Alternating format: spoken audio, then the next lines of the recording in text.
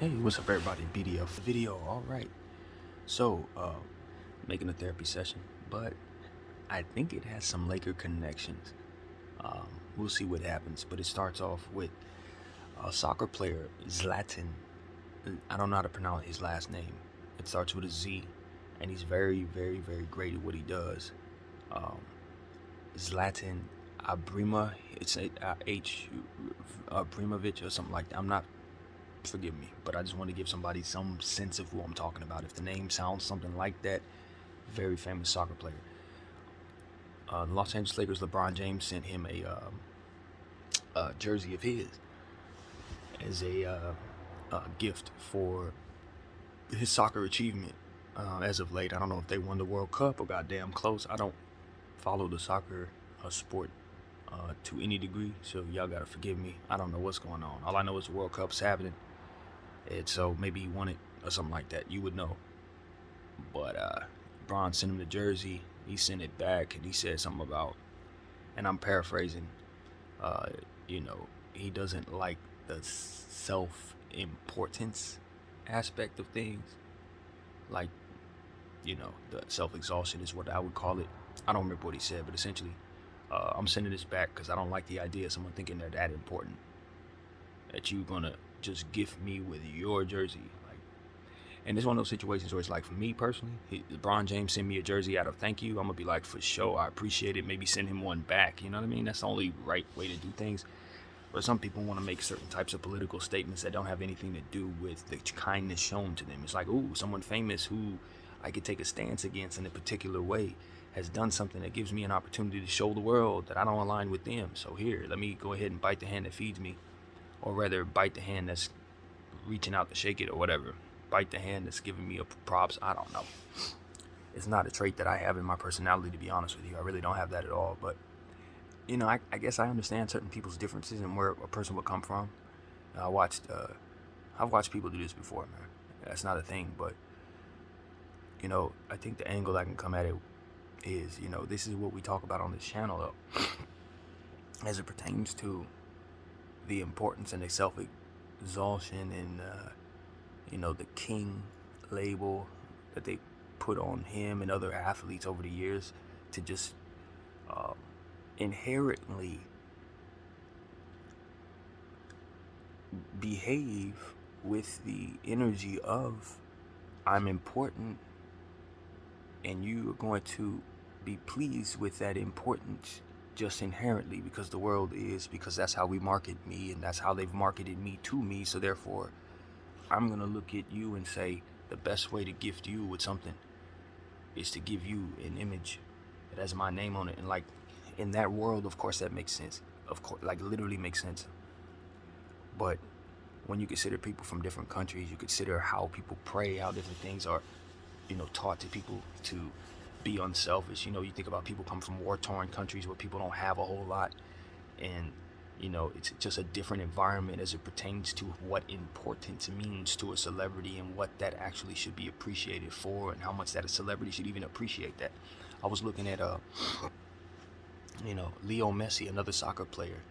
He was his grandmother was in her home in Argentina, and they were outside her house praising and singing and dancing and yelling his name. And I was thinking to myself, that's a beautiful thing to see. The energy is good. They love his grandmother. Grandmother looks happy. Everything's fine. But the reality is, just as they're happy to see grandma, there are other ways to approach it, and they know where she lives and that kind of thing. So it's like, for certain people in other countries, maybe being a celebrity is a gift and a curse that you shouldn't necessarily be sitting up exalting in any way. Maybe they're not in a position to protect their families from what it is that they find to be so famous. That's another thing. It's like, for fame, in my mind, it's like, okay, now we got to guard against certain things. We got to protect people in the family. We got to protect people from themselves in the family. And that makes it so very difficult. I was listening to the angle that someone brought up in regards to why certain people don't speak from behind the curtain. Some of these so-called subordinates and talented people who have microphones don't speak. Is because they keep them in line by telling them that they're going to lose the ability to protect other people in their family. Like, your kids are going to be straight. Maybe grandma will be straight.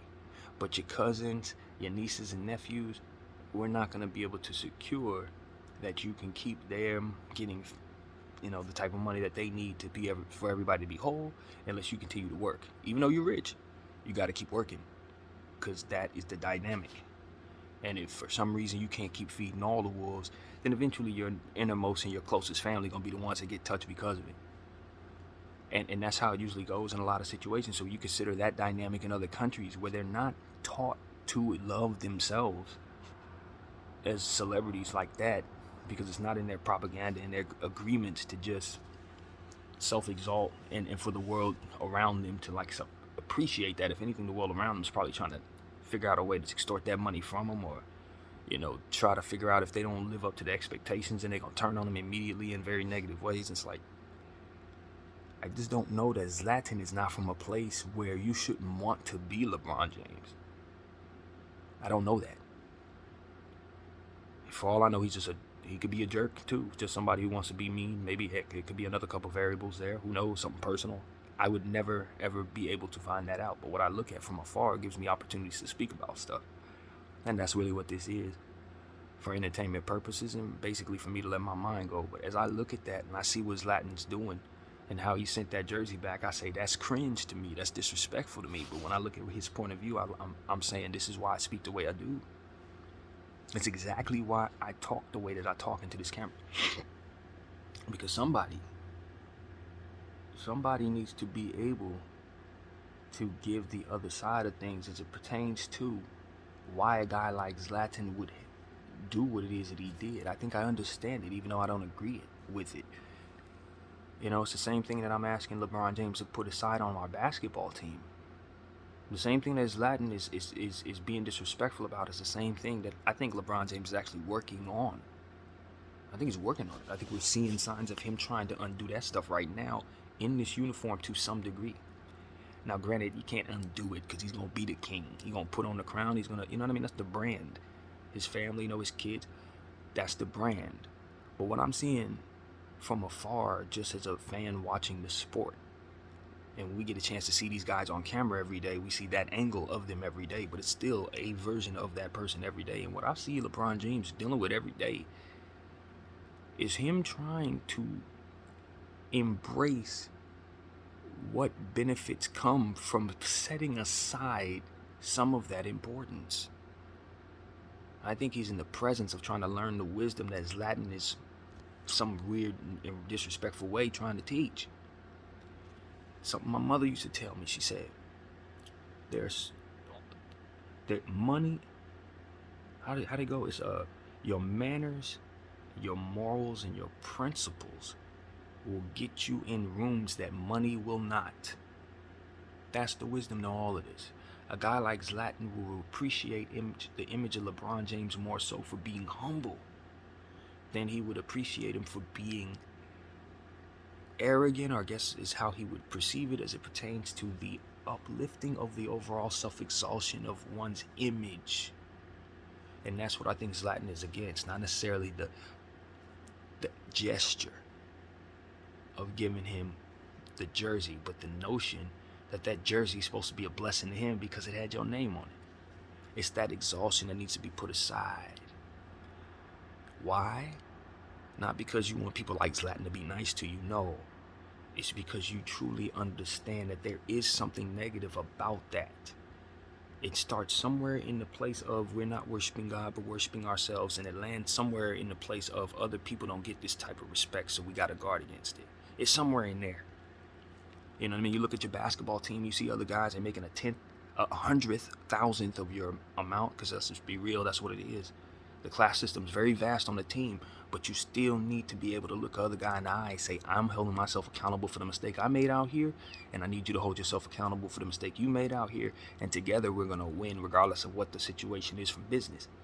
And a lot of what's going on in the team has to do with him, his choices in business, and ultimately how that affects the talent on the team. So it's like when you have that culture of exhaustion of self meet you in a space where you're trying to get something done at the end of your career and you cannot because of it, you start looking at what led up to that. You start looking at how the hell we got here. You start looking at people like Zlatan who are sending the jersey back, you're like, yo, that's not the energy I'm sending out. Why is it not coming my way? And it's because of the overall environment that LeBron James found himself in, just as the king, Nike's king, and corporate's king. And I'm telling you, it's in the way of his goal of winning his next championship, because he's going to have to effectively become a role player to help AD get the ball as consistently as we need to win, to help Austin Reeves get the ball as consistently as we need to win, to allow himself to sit down because certain rotation lineups don't allow for him to fit well with some of those guys, and they must play. Like, this stuff is necessary for his team to be good enough to make the playoffs, and all of this abandons his self-exhaustion energy that's been coming his way, telling him to be the biggest star in the world. And so what I do as a fan on this channel, hopefully either he follows me, when his kids follow me, somebody in his camp follows me, maybe a publicist or somebody follows me, so that he can take what it is that I have to say in regards to this angle and continue to apply it to his everyday basketball. Because what I see is a person who's already done the hardest aspect of his job in his career, and that was win the bubble championship. Whatever the heck is ahead of him in this NBA ain't gonna be harder than that. It ain't gonna be harder than that. I saw him successfully do that already. That of which everybody's telling him to do, put it aside, completely aside. He did it for 3 months, 3.5 months, and won. Got to the top of the mountaintop above all the other teams, all the other guys who make a little more, make a little less, all the guys who may be a little more focused, a little less, better free throw, better, whatever. They all lost because he outlasted them in those conditions. And I always look at a place from which a person is working. He's the guy who's been given the most, so it's more of an adjustment for him to be without. Unless he wasn't. Maybe he snuck some stuff in to make himself feel comfortable. I don't know how people work. I'm just saying. The point is, he got through the bubble. He got through it. And so now that he has to do some things differently, a little unorthodox, work his role a little different, it don't start on the basketball court. When you try to make something work like that, it don't start on the basketball court. It starts in the morning when you wake up. It starts when you get out of bed. And you ask yourself how you going to treat people, who you want to be, and what you're going to allow to take place around you for that day so that you can accomplish what your goal is. And maybe those things change a little bit when you consider what you have to do in order to be humble in regards to win. And you look at some of the results of things that you do, and you know they're connected to that exhaustion energy. On the court, that is, of course, things that you do, and you realize it doesn't help you. You're forcing yourself to take certain shots because you're the king. You have to take certain shots. You're forcing yourself to play a certain way because you're the king, and you got to be able to stay on the floor to be healthy. It's like certain things. The basketball stuff too. Business of basketball. I gotta, because I'm the king, I got the right to have to play with certain players. So along the way, I fell in love with demanding people to bring those players to me, rather than falling in love with the process of how practical it is to bring those players to me for the team that I'm on, and how that affects my reputation, and ultimately how much talent we have overall, and how much people are willing to do for me as we go into new situations like these type of things. He's brilliant enough to see all of this, but he needed more of these angles, people to talk to him, tell him, yo, all that corporate stuff you're doing is great, and it's going to help you reach a certain point, but you're also going to have to be able to put that down, just like you would be able to put down shoes you take off your feet, because you're going to need to be humble in order to defeat your opponent in 2023. You're going to have to be a level of humble that's going to force you to kill your ego off. You know what I mean? And that's rough.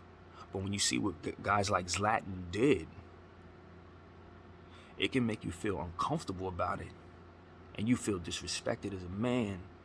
But you understand that that's yet another example, leaning into how best to earn the respect of a guy like that.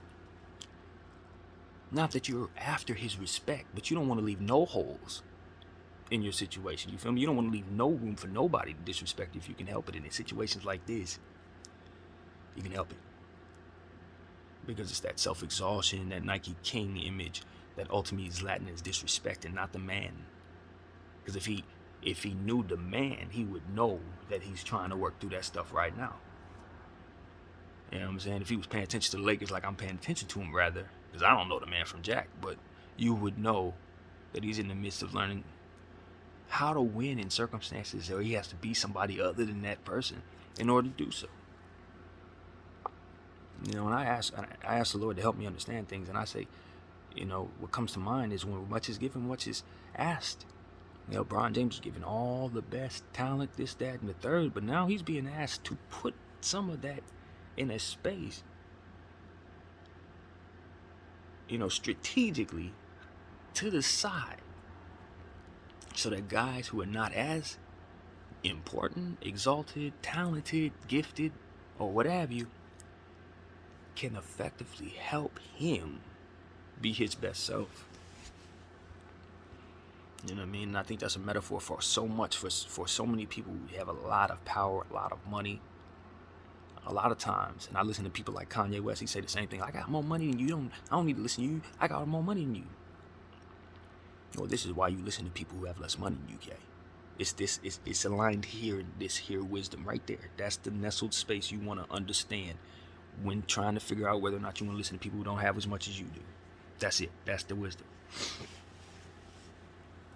There's always somebody to take something from. There's always something that takes from someone. There's always a perspective that they have that you may be able to use.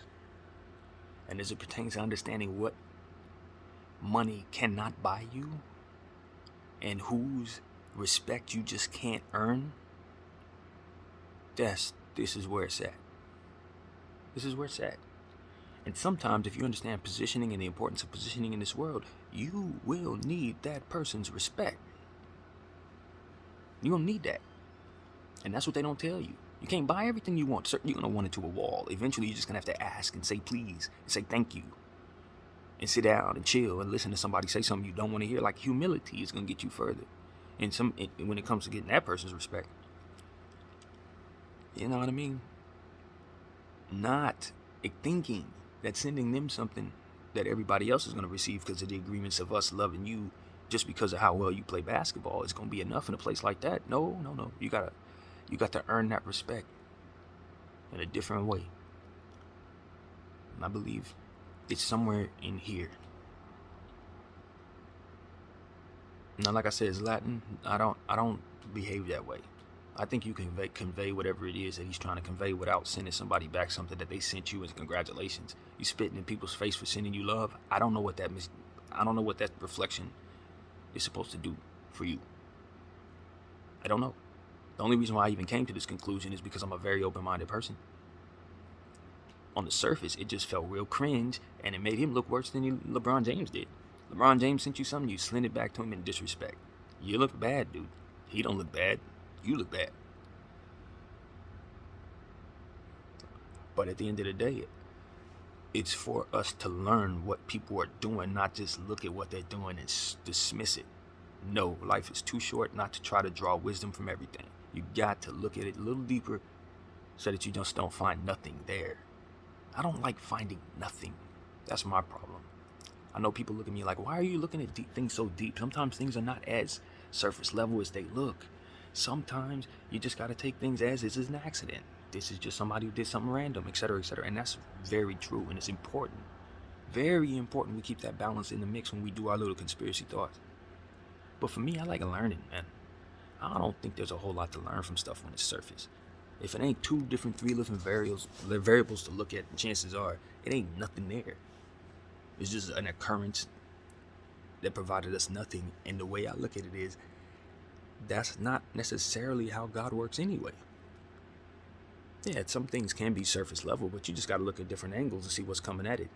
There's always more going on. There's always more going on because there's still more calendar to fold. So it's like, as far as I could tell, any conversation, I'll always leave room for it to be surface. But then I'm gonna dig a little deeper just off the strength of looking for something to find, because there's always something to find. And in this situation, looking at Zlatan and him being disrespectful, or what would be perceived as disrespect, I think there's a lesson to be learned in how to earn that respect, even if it's not necessarily something you want. I really believe that.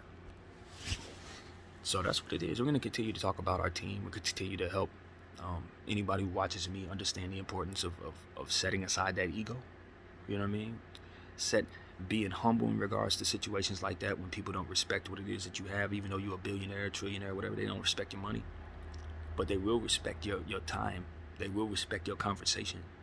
They will respect you sitting down, listening to them tell you why they didn't, why they didn't send that back if for some reason they're open to speaking with you. I don't think you need to waste your time trying to earn the respect of people who hate you for reasons that are outside of your control. If a person hates your skin color, they hate your talent, they hate the fact that you're exalted and they're not. All that type of stuff is real too. And you can't give people any credit if that's what they on. But you can still look at what they did and allow the Lord to teach you something in regards to it, even if you don't turn your attention back to a person who disrespected you. Maybe it'd be right if you don't, but that don't mean that you don't take what he did and find how it can make you better somehow. That's what I'm on. I don't care what you can do whatever you're gonna do, but I'm gonna look at it, I'm gonna pray about it, and then I'm gonna find a way to help others with it. So just know that before you do whatever you do to me. And with that being said, man, I think I'll end the therapy session there. I hope that everybody has a fantastic day. I want everybody to know that I'm still praying for all these people that I talk about every day on the list. I've added the James gang to that list as of late. I think it ain't been that long. But I've added LeBron James and his family to my prayer list every day, probably for about 3 weeks now, 2 weeks now. And I'm gonna keep that going, man. I'm adding more people to it, and we're gonna keep this thing going in regards to that. I believe in it. I'm seeing the Lord work. I'm seeing how these people's lives are changing. Some seems for the better, others seem like they're learning hard lessons or whatever. But the point is, I want to see people who I see every day lives improve. I've been on this earth for 38 years, and some of them people that I've really rooted for just didn't work out for them or whatever. I'm still waiting for it to work out. My thing is, if I'm a believer and a prayer and all these different things, and let's apply it to some of these people that we look at every day and we root for every day. Because when bad things happen to them, we wish to God that we could have had some help, for them. I remember when XXXTentacion passed away, I was saying, now see, that's somebody I wish I had on my prayer list. That's the kind of stuff. It's like, damn, I wish I had him covered. You know what I mean? Like, that's my thing. And maybe I don't have no power. Who am I, right? But it's one of those things where it's like, at least I feel better. As a spiritual person, I feel better when I know the people that I root for got some spiritual energy around them. I don't know, because I believe in that stuff, so I think it's important. So yeah, the James gang's been added to it, and a few others too. And be a young boy, I added him and his family to that. XXXTentacion's little son, I don't know how to say his name correctly, Yakume or something like that. He's on there. Like, I'm gonna give y'all the entire rundown of the list at some point with all the celebrities. It's a lot of them, bro. And when I say that I'm seeing the Lord move these people in different ways, he's moving them. This ain't no cap. There ain't no cap at all, man. Stuff is happening in these people's lives. You like, how is it even possible?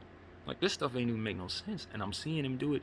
And I know there's a correlation, a direct correlation to these prayers that I'm praying in this house. And there ain't a single soul in the world that's going to believe that, except for the people who've been following this channel as closely as maybe you have. But it's true, man. And we're going to keep adding people to this list. And we're going to keep adding to the belief. Try to make sure that my house is clean and pertains to my life, you know what I mean? See to it that I'm living in the right way if I can, if possible, so that can have as much credibility as possible, you know what I mean? I do believe when we live better, our prayers are stronger. I believe that. There's no doctrine behind that, but that's my belief. So that's what it is, man. I just want you guys to be encouraged, you know what I mean? Yeah, I don't have it all together. In fact, I don't have nothing together, but I do have that intent and that belief, and I want to share that with you guys without asking for nothing, because that's really what it's about. The unselfishness, the lack of exhaustion. That's what people respect. Money comes and goes, but I'm going to try to make it so that Zlatan and LeBron both respect me. You know what I'm saying? That's how I feel about it.